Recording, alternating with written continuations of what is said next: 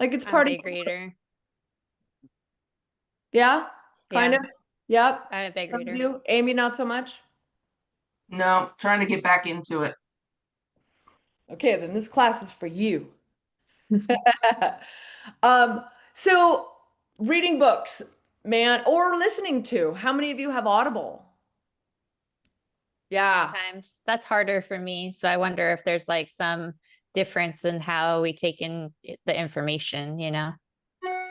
Statistically, I mean, when you actually read the words, it's going to stick more. Although I have Audible also, and I re-listen to the books all the time. So then, it's easy for me to, go back and re-listen to things. So I think in either case is good. Like if Audible is all you do, that's good. That's how I have a dog that's laying over here who has to get walked twice a day. What do? I usually throw on Audible unless I need to call my mother. So that is, Audible is at least something. Um, when do you read? When do you guys find that you carve out the time to read? Right before bed. And we do a lot of camping and traveling. So we tend to, do that in our downtime. I used to read every morning and afternoon riding the bus into Seattle to work. And I Oh, loved that, but now I just must do that. Actually read the newspaper. My husband has to have the newspaper every day. Mhm. So read the newspaper. And then I've got books that I read when I travel. yeah. Don't you And always take a book when you go?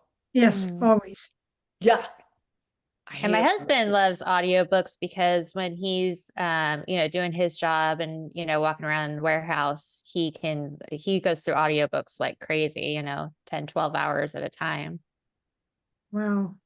Tell him to negotiate with Audible. I went to go cancel it, and they're like, you know what? We want to keep you as a customer. We'll give you half off this next year.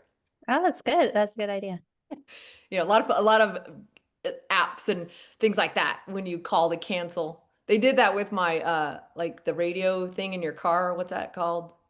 Oh, like Serious? serious. Yeah, yeah, yeah. I called to cancel mine, and they're like, "We'll give it to you." They gave it to me for like $4 or something like Wow. that a month for a year. I'm like, oh, okay. Sidetracked. Amy, if you were to read, when do you find time? Before bed. Yeah. Do you have like books on your nightstand? Yeah. Yep.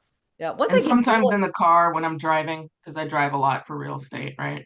So please tell right me now, I listen to the my book. Audible is Harry Potter Oh yeah. because That's I funny. never That's the read them. first audiobook I ever heard. Was the Harry Potter series. Oh, nice, nice. Fun. Hey, Chris, are you there? Are you participating? Are you just hanging? I think she's just She hanging. might just be in the background. Okay, she's incognito. Got it, got it, got it. So, we kind of covered like what type. Amy's listening to Potter books. Crystal, what kind of books do you listen to or read? I'm really into Stephen King and Dennis Lehane and uh if it's a good story with a lot of good characters, I'm into it. What is it? Game of Thrones series I was really into. Oh, okay. I don't like books with a lot of characters because I lose track like, of like who's who and related and what they've done. Like, yeah. How about you, Marilee? Um, I've read a lot of Anne Rule. I don't know if you know who Anne Rule Hmm. is. She was I'm a gonna write these down because you guys are gonna give me good ideas. yeah. I don't know if she's had any new books for a long time, but she's it's a story about a Seattle police detective. And my daughter was a Seattle cop, so that's why I Oh, read those series. I think I've But it seen was them. nice to picture where she was talking about, because she talked about local areas and stuff. That's So she did, I think she did a book on Ted Bundy. Hmm. Yeah, she takes real cases and oh, yeah, I try and read happy books. What does that yeah, I mean? do too. Yeah, Or fix some cray cray in my head, like one of those, those types of books. right. Awesome. So, has anybody read a book that like totally spun their world? Like you learned something, you stopped doing something, you went and you wanted to go to some adventure and have some experience like in life, like a trip or vacation, or has anybody read something that is just like, oh my gosh, you kind of became a little bit different person because of it? The Stand was probably like that. If you've ever read The Stand by Stephen King or seen the movies are a little bit different, but it's just very realistic about what might happen in a like a pandemic type situation, like worldwide, Mm. situation. So Do you hoard food now? we do have a food storage, yeah. But Oh, mostly about enjoying life, the life that we have while we have it, because you never know when it might just disappear. I love that. How about you, Marilee? Um, I don't think that anything that particular, but I remember there were some books I read that I don't want to start another book because I have to savor what I just read. Oh, It's like, oh, oh, I wow. don't know. It was kind of weird. It was like, oh man, I felt like I really knew the person, I guess. I don't know. It just felt like I didn't want to lose that feeling. Yeah, yeah. I think there's been a few books out there, that they become like the book, that especially, I don't know, book clubs, right? Like every book club would read. What was that chocolate one? Um, Yeah. that what I never read it, but Chocolate or something like that. chocolate something. Yeah, Chocolat. chocolate. And there was the ones that end up almost making being movies and all. Eat, Pray, Love, and stuff Oh, like that. Oh I like yeah, that I one. did read that one before it was even like super famous, and yeah, I love that one. Yeah, that was Amy, how good. about you? Have you read any books that are like, woo, shifting? I don't know if I would go that extreme, but I read the book called the about the Savannah bananas called Fans First, and it allowed me to shift my marketing ideas Ooh. for business to allow for some fun and really, you know, find the pain points of the clients and market, to those in a fun way and create different kinds of marketing as opposed to our normal standard boring stuff that we all as entrepreneurs do. Yeah, yeah, that's great. That's why I like to read those kinds of books because they give you little ideas like that. And Hmm. I remember about 8 years in, I was like, I don't know why everybody's like not having fun doing this job. Everybody's like super stressed out in the office. Title people are like cray cray. Realtors are bitching about everything. I'm like, we have like the best job ever. Like everybody should be like, whoa, pick like the best industry ever. This is awesome. I mean, yeah, we have like little challenges, but for some reason, and I was like, this can be fun. You could get out there and be fun, and you don't have to be like this businessy person. And Hmm. I agree with you. Like, that's a good one. I'm gonna reread that. I'm gonna read that one. Fans First. Fans first. I have read a lot of business type books. Yeah, that one's not business written. I mean, it's not written business like. It is, but it's Good, it's fun and silly as well. which is so awesome. So, the other thing about reading, did a little research before this class, and I kind of had a hunch, but statistically, it it absolutely improves so many parts of your life because reading equals enjoyment, right? We all need probably a little more of that in our life, a little bit more. Probably should be reading a little Janet Ivanovich every week or something like that, right? To be like, get you, I find it turns off my brain, which is good. Does it help you guys kind of just, it Oh almost yeah. makes me feel a little refreshed. Hmm.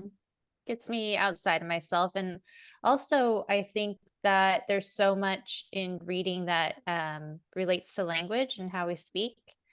And if you don't have the opportunity to read, then you're missing out on a lot of aspects of language. It actually statistically helps you communicate with other people better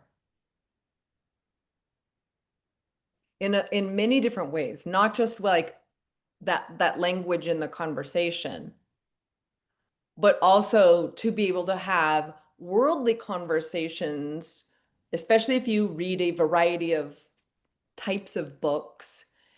You have more in common with more people, and therefore you can have other more interesting conversations with them. Yeah.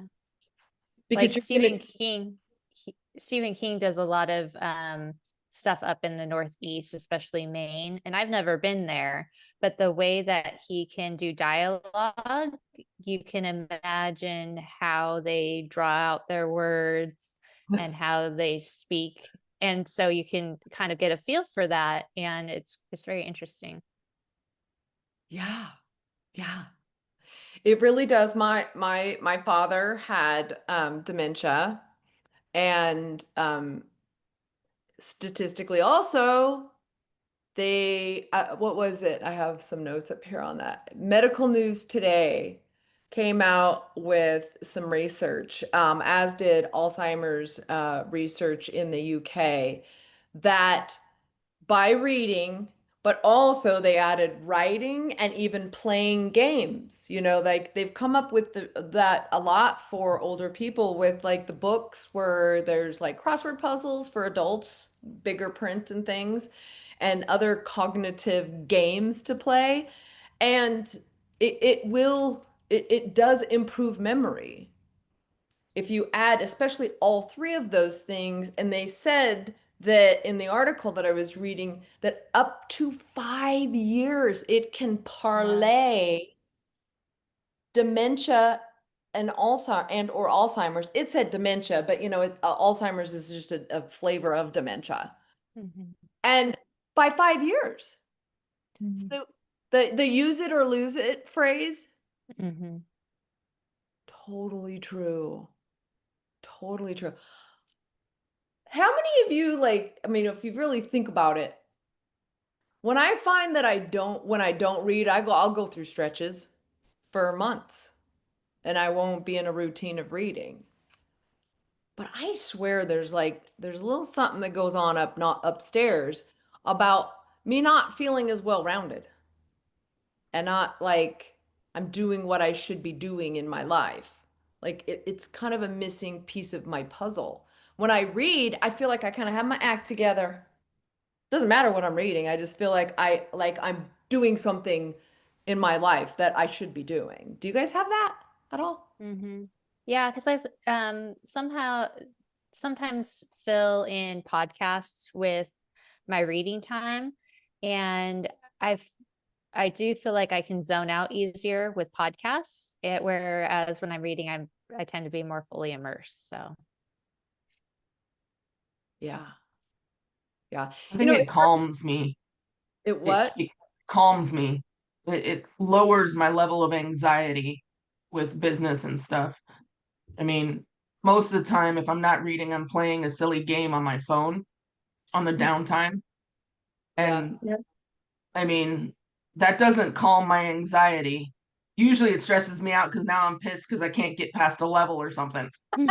But but I think when I read it brings my levels of anxiety down.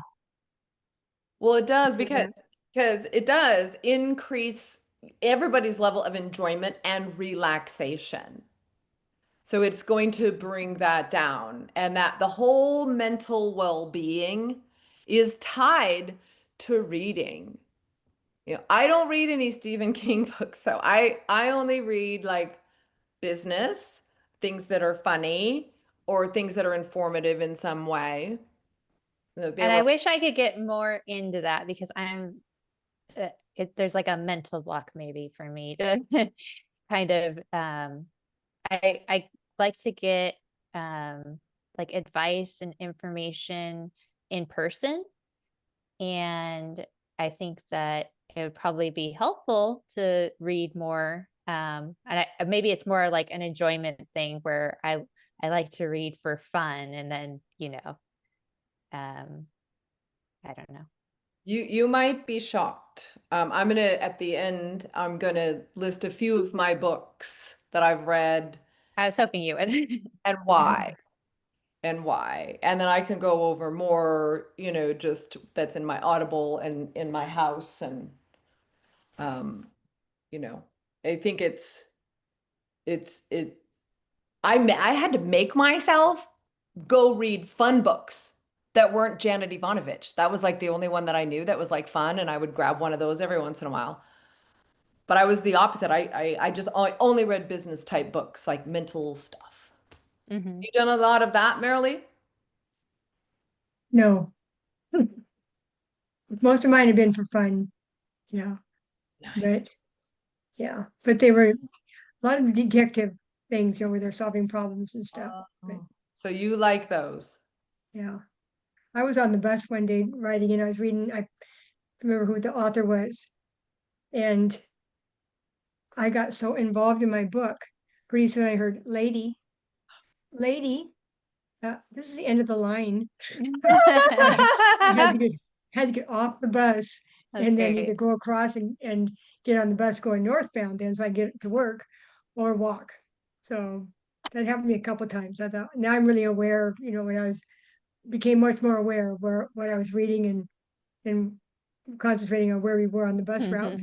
Oh my God. So So you missed your stop. I missed my stop. Yeah, Oh my gosh. Oh my gosh. That's funny. yeah. I can But see the that. book was good. Love it. Love it. Yeah. So I would encourage you to start with the book called Three Simple Steps. It's a business book, but it reads like a story. And it's by Trevor Blake. So good. I have probably read it 10 times. No Oh, joke. wow. No joke. And I've probably given away at least 15 copies. Hmm. Nice. It was Who my was it by? book, Trevor Blake. It's an older book, but it doesn't matter. It's like it totally applies. I made no, I didn't make my son. I told my son if he read it, I'd give him $100.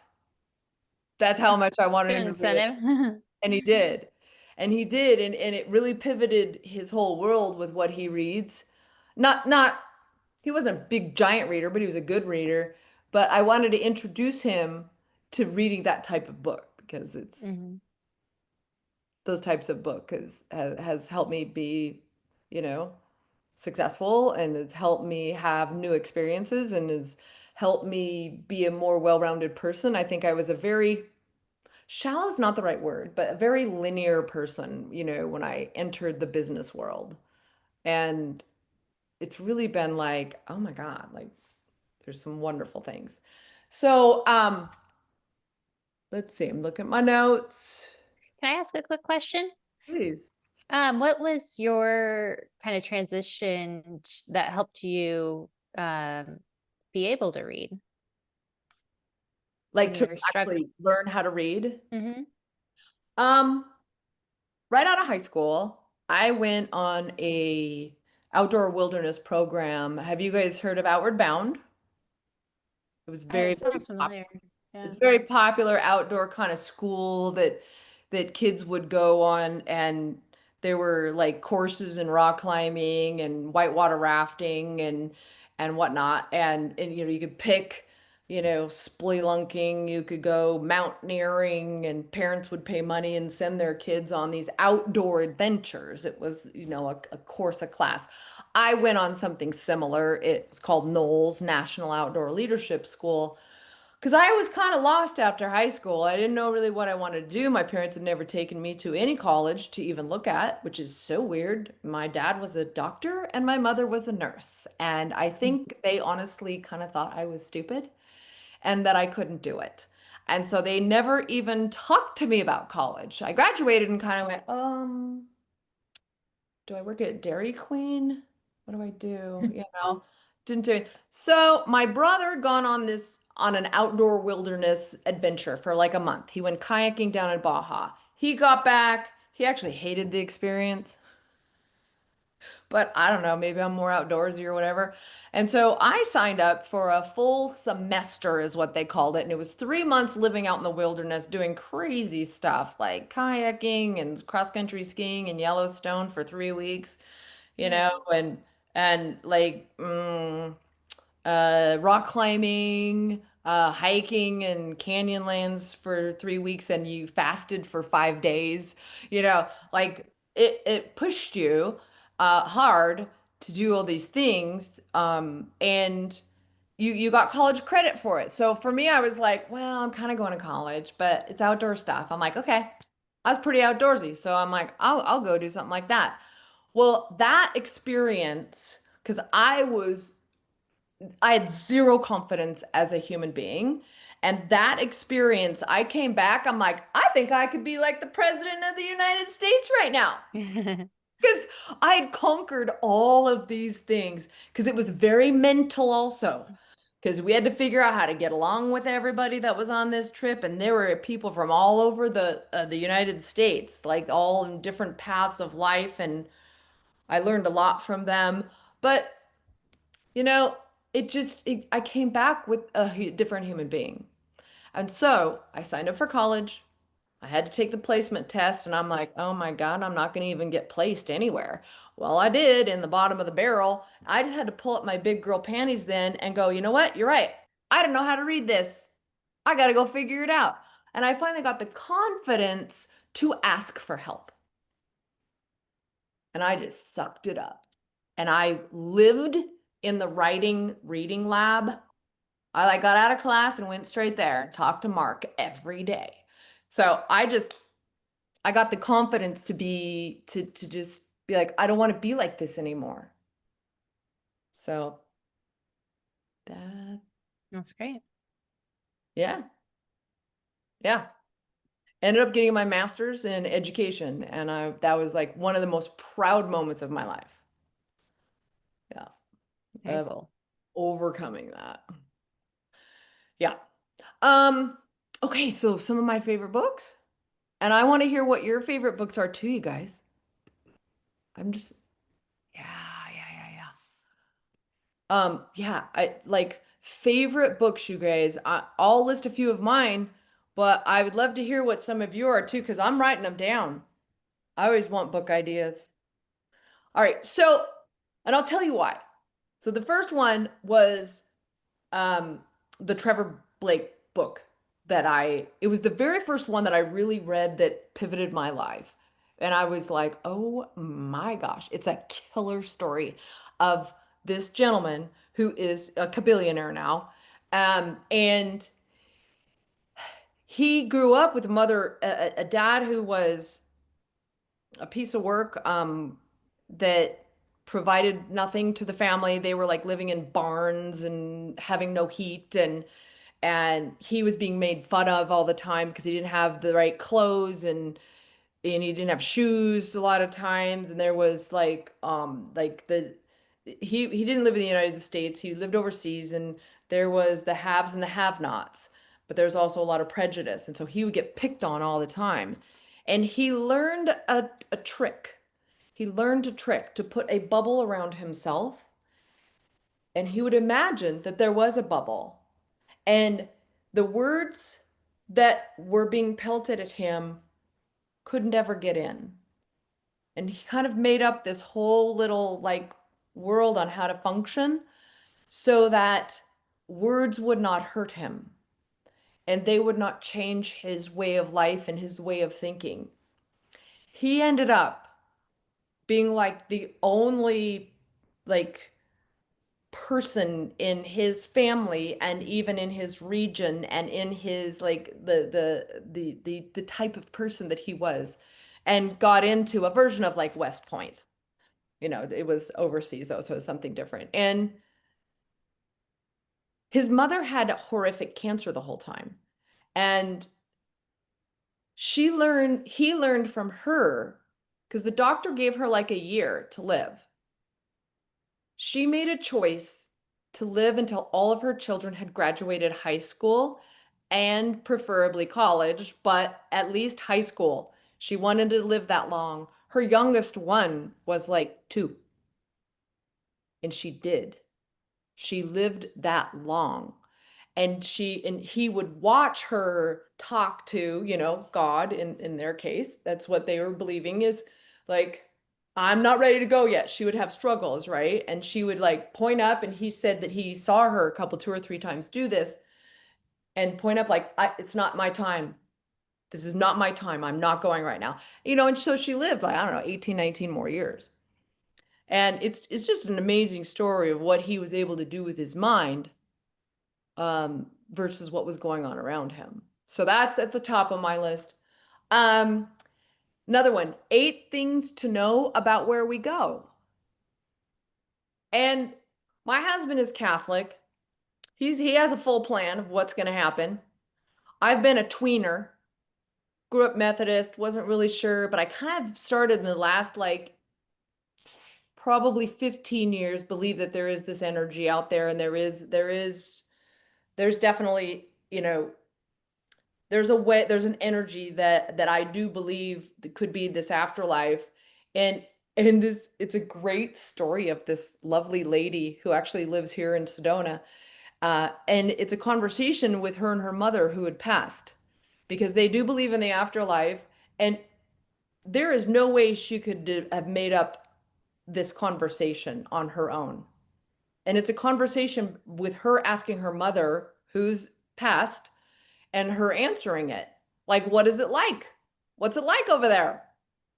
And you read it, and at first you're like, there's no way. But just the questions and the answers, it's like, yeah, she was talking with her mother. And it's been a wonderful pivot for me, because she kind of actually calls this life a game. And like, this is just a game. Like, really what's awesome is like afterwards is like, then it's amazing. It's fun. It's exciting. You can make up whatever you want to have your life look like. And it kind of helped me, because every day I just tell myself, don't be stressed out. This is a game. This is just a game. Practice. Yeah, or maybe, yeah, practice. And if you want to look at it like that, for me, it's like things just don't really matter. And I'm not as stressed out, Amy.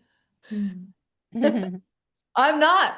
Like this morning, well, I was supposed to go to a meeting early in the morning. Plus, I had a board meeting I had to prep for because I was giving a presentation. Plus, I had this. Plus, I'm meeting with the chamber to be on the chamber board all today. And they're all stacked and one on top. Yesterday afternoon, I started to get a little stressed out about it. And then I'm like, oh my God, okay, I'm gonna have to get up at 4 a.m. because I need to finish this and I need to prep for my board meeting a little bit more and blah, blah, blah. And I gotta shower and I gotta walk my dog. My husband's gone. And I was like all ramped up. And then I told myself, Kathy, this is just a game. Like, and then I decided not to go to my early morning meeting. I decided to sleep in, and I've had a wonderful day. I was getting all ramped up. So it's helped me pivot in that way. I know this is like a 35-year-old book, but The Secret. Oh my God. Please tell me you've all read it. I've now read it probably 40 times. I've read it. Yeah. If you haven't read it recently, read it again. It is worth it. So worth it. Or watch there's a movie now, which is kind of an interview of the people that are in it. And you guys, after I read that, I started practicing, like, you ask the universe for something and it will give it to you. Swear to God, I've had the craziest things that have happened. Like insane. And so is my son, because I was introducing it to my son. And it works. If you're not in that practice, you guys, of what you want and what you need, and you put that out into the universe, you guys, it works. Sometimes I do really good with it and sometimes I forget. And then I get And back. doesn't it make you realize that sometimes you're afraid to verbalize the things that you want, and you get angry about the things that you think that you want, but you're not willing to even verbalize them, much less put them into action? Yeah. Yeah. When was the At least for last me. time that you guys asked the universe for something and you got it? Pretty recently. I mean, like, yeah, three What three was months it? ago or so. Can I ask? What was it? We were going on a trip, and it was more like, should we do this or this, and kind of give a sign. And funny enough, like, my dog was sick the next day, and so it was just like, okay, well, we're delaying the trip. I mean, I'm not traveling with her sick like this, and it ended up being a good thing. So it worked out. How about you, Amy? I asked to figure out how to get the funding to start my business. And that happened. It's like, How okay, long, this truly is the time. how long did it take for you to get the answer? A week. It usually happens pretty fast, huh? Mhm. That is awesome. It's true. Like it works. Marilee, how about you? Oh, Well, Amy, I love that. I Okay. don't know. I'm trying to think. Can't think of anything specific right now. I can see some things that I would like to start thinking about doing Do in it. that aspect. Yeah. Sure. Go Do back and it. get the book, read the book again. Yeah. Do. I think everybody should just read it like at least, a few pages here or there, or watch the movie or whatever, at least once a month, just because so you stay in that mode of believing, and Mhm. remember to ask. We forget to ask. I have a story.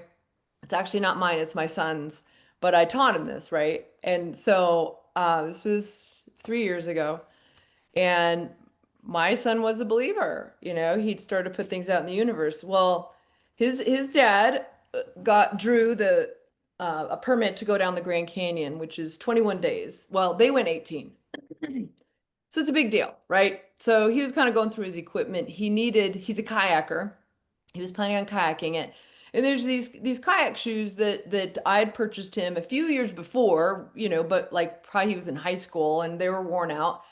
But they're really expensive. They're unique, but they work for hiking. You can get them wet. They work in good in the kayak, so you're not changing your shoes all the time. They're just a great all-around shoe, but it's really made for kayakers.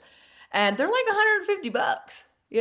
And he had just gotten out of college. He didn't have any money, and I was tired of paying for, we kind of had a deal like what I would pay for, what I wouldn't. And so I was back in Oregon then, up just visiting. And so he and I ran around, and I was going to help him pay for it, but we ran around it to all of the outdoor stores, REI, kind of anything that had backpacks, things like that. And we found one store that had them, but they didn't have his size. He has a very tiny foot for he has an 8.5 for a guy. Like that's super small. Like there's not very many people that have that. Like he has a kid foot.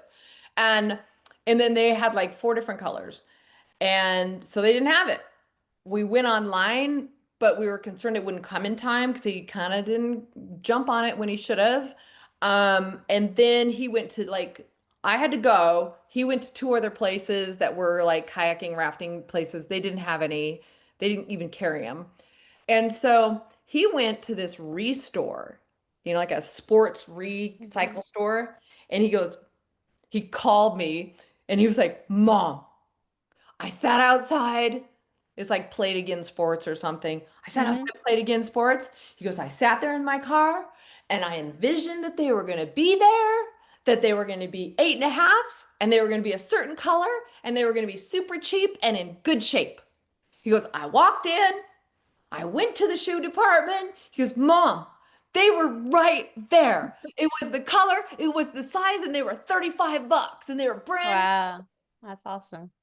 super Hmm. rare shoe. Like nobody has this shoe. So that's my little, you know, That's cool. it was awesome. And That then, is so cool. he's such a believer. He tells me all the time, he's like, Mom, I just put this out there. And guess what? And I tell him all the time, that's part of intuition, right? It's your intuition that's telling you. I mean, that was extreme. But even like asking the universe, what am I supposed to do? Am I supposed to go on this trip right now? Or is there's supposed to be a pause? Do I really Mhm. want to do this? Do I really need to do this? What's really important?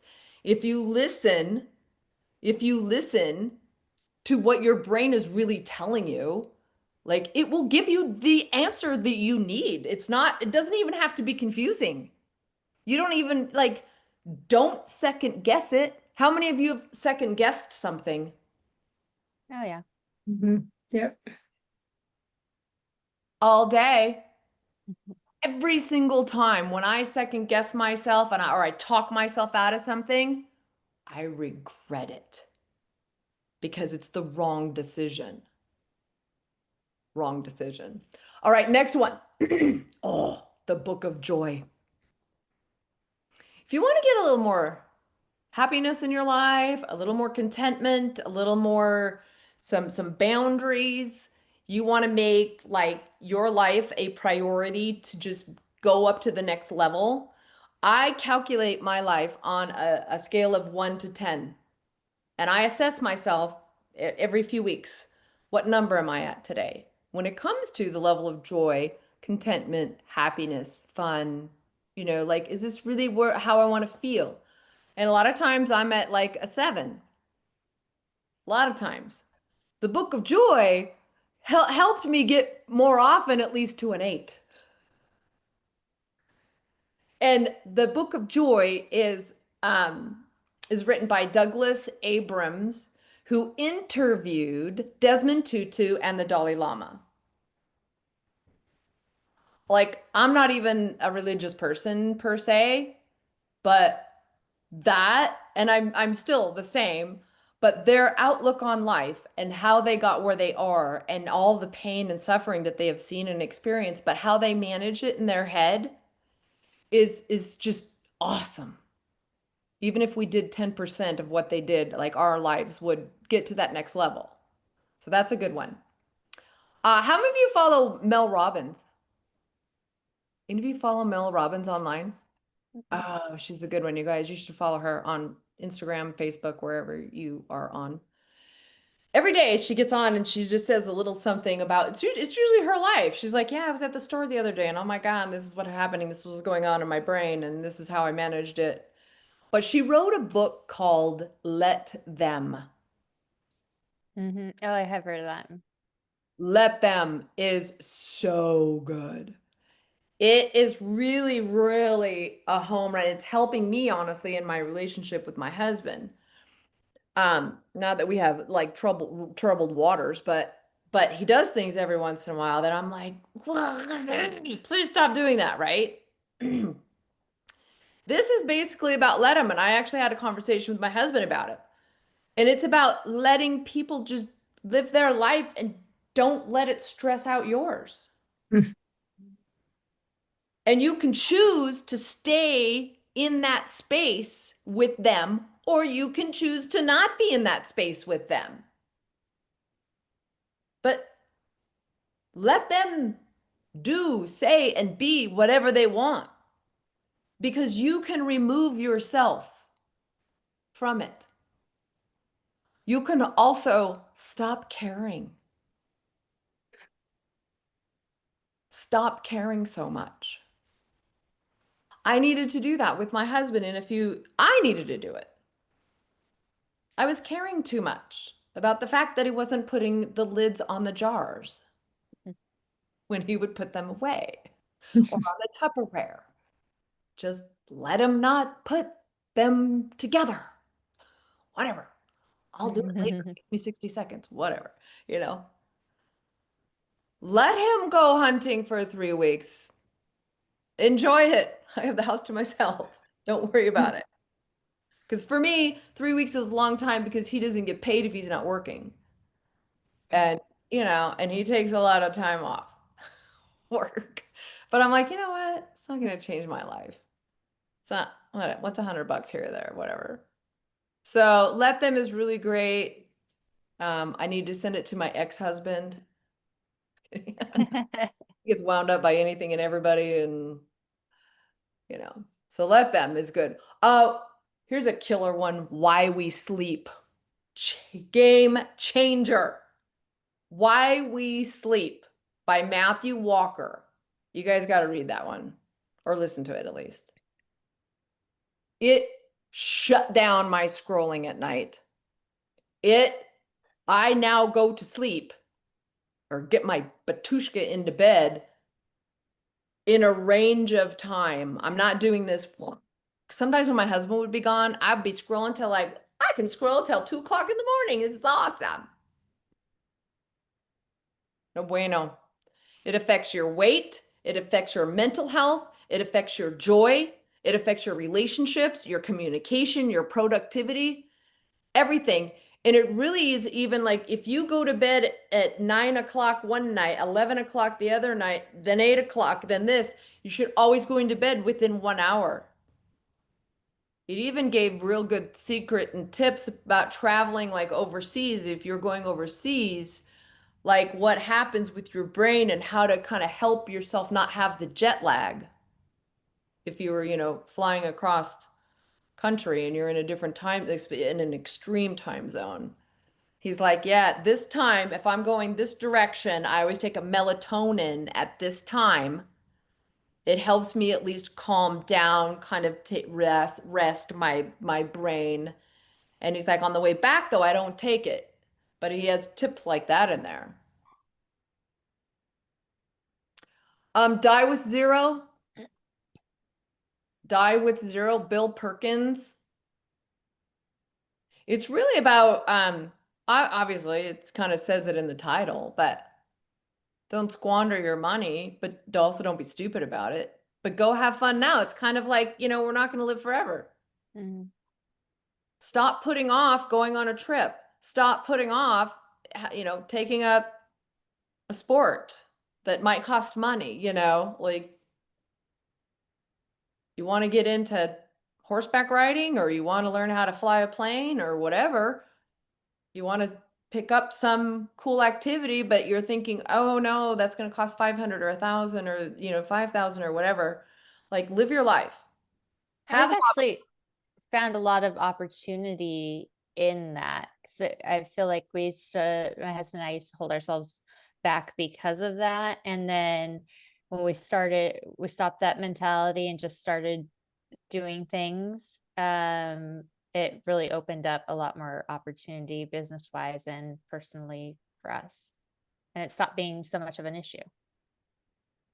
How do you manage that, Amy? Die with The Zero. question. Oh, well, yeah. I mean, when we want to do something, we just make sure that we can cover everything and then we do it. I mean, we don't really put off stuff unless it's absolutely, a financial issue. So we definitely live that life. Awesome. Awesome. Marilee, have you done a good job with that thus far? And do you plan to change it in any way? I think I need to change it a little bit more. I'm always thinking about cost. And even though I know I can do it, it's still mentally in my mind saying, well, maybe we shouldn't, but I did take a trip with my family this summer. There was 9 of us that went, and it's like just relaxed and thought about money, but didn't let it affect the trip. So good. that was good. I'm kind of a Dave Ramsey fan, but on the flip side, I'm not. It just depends because, of course, I do reverse mortgages. He's not. He's not a believer in reverse mortgages. Uh, but I mean, his whole idea that you do need to carve out like funds for retirement and funds for fun. And that really hit me. You got to carve out, okay, $200 a month for fun or whatever your budget is. And I will say my husband and I were really good at doing that for a while. Once we paid off the debt, we kind of followed the Dave Ramsey plan. We've got a friend who is on steroids about Dave Ramsey. And so, we kind of follow that. We put money away for, a couple of vacations. And I will say those vacations were more fun because it felt like it was free. Mm-hmm. And I'd never taken vacations that way. It's always just take vacation and hope things work out. And yeah, your credit card's going to be a little high, later. And I will say there's a whole nother level of fun when you make a plan. And I think we all need to do that more, even little things, going out to lunch with a friend, going out and have a cup of coffee, things like that. Okay, this is totally off topic from what I've been talking about. So don't delay, don't deny, cleanish. These are 3 different books. And fast, feast, and repeat. So I went through 4 months of illness last year, and the doctors couldn't figure it out. I was down for the count. I was on the couch. I was throwing up. My head was in the toilet all the time. I couldn't, if I had a wave come on, it was a 6-hour deal. And I knew it had to do with, I don't know, inflammation, my stomach. I don't know, something was not good. And after 4 months of all these tests and MRI, CT, I'd been through the rigmarole, and they still didn't know what it was. I decided just to start figuring out what I could do about it. So I ran into this. The first book was Delay, Don't Deny. It had to do with fasting, because I heard that fasting, that they were even using it for cancers. And that there were other benefits. And I don't know, I ran on somebody online. Well, I'm like, okay, well, I'm just gonna try this, and I didn't go crazy with it, but I started to push things back, and I read these books, and what I learned was how healthy it is. How healthy it is. Oh, great. Bye, Amy. I think she already left. And I have to hop off in a few minutes too, but I totally agree. That's I've read that before as well and heard great things about it. So I do it on and off. I'm not crazy about it, but I did do it for a while. Right then, I made myself do it. And you know what? I don't know if that's what fixed it, but it did. And I would do a little bone broth here and there, when I was fasting, if I got super, super hungry, but I don't know if it is what fixed it, but after 4 months of feeling horrible and there's no way I could have even worked during that time. So, those 3 books are what I suggest. Oh, Amy, what did she say? Thanks, I have to go to them. What is she saying about, what did she say about Said, Fans First, The Year of Yes, and All I Need to Know I Learned in Kindergarten. Oh, okay. I need to scroll up. Oh, and then the only informational book, I actually have it on my desk right now, is The Connector's Way from Patrick Galvin. And I have that one because it's super short and kind of gets me back to basics about the relationship selling that I do. So cool. Okay, I love it. Love it. I'm gonna write those down. My last couple were Spare. I thought it was just fascinating, by Prince Henry. That was so interesting. The One Thing, super short, very powerful. It's about picking the one thing that day, do it first, whatever's the most important thing that you do. You can do 49 other little nicky-nacky 2-minute, whatever things, but you're not going to feel satisfied. And those aren't really going to move you forward. So what you need to do is pick the one thing the night before of what you're going to do the next morning, and just do it. Because even if you only get that one thing done, when it comes to business days, that's 20 really important things that you got and you knocked out in a month. Even if you didn't do anything else for the rest of the day. So you pick that one thing that you've been procrastinating on, that is important, that's going to shift your business. For instance, yesterday, I finally made myself figure out our CRM so I could set up my database and get a once a month newsletter sent out. I've been procrastinating doing that. I still have some work to do on it today because I ran into a problem, but I'm super proud. I felt like yesterday was successful. That's great. And that's literally all the good things I did. The one thing, make your bed, kind of the same idea. The first thing you do in the morning is get up. He makes his bed. He was in the military. I read that one. That's good. It is a good one. It's short, short, sweet. And that's it, you guys. That's actually all I have for the day. But Well, yeah, if you guys have books, put them in the chat there or just tell me. well, thank Yeah. you. That's really great. Yeah, I love the list. I'm all excited now to start reading again. Good, good. Well, it's just Yeah. it's such a beautiful, it's a beautiful thing, and I'm sad I, struggled with it, but maybe it was a good thing. I struggled. All of my kids for my 9 years of being a school teacher, they all definitely knew how to read. In fact, I had parents by the end of the year, they were complaining that they couldn't get their kids to go to sleep because they were reading. Nice. Wow, that's cool. Very Yep. cool. 'Cause I'm all about like if you know how to read, you can learn anything, but if you don't know how to read, you can't learn everything. Yeah. I taught first grade, second grade, and taught my kids to read. Yeah. I was mostly fifth grade and I had a ton of fifth graders that really couldn't read. Or they didn't have the Yeah. enjoyment. They could read, but they hadn't found the passion and the enjoyment in it. So Yeah. cool. I have Well, to hop That's off, but thank yeah, thanks you you. guys. It's great to see you. Yeah, good good to to see see you. you guys Bye, too. Thanks. All Yeah. right. Bye. You guys Right. take care. Bye. Bye. Thanks.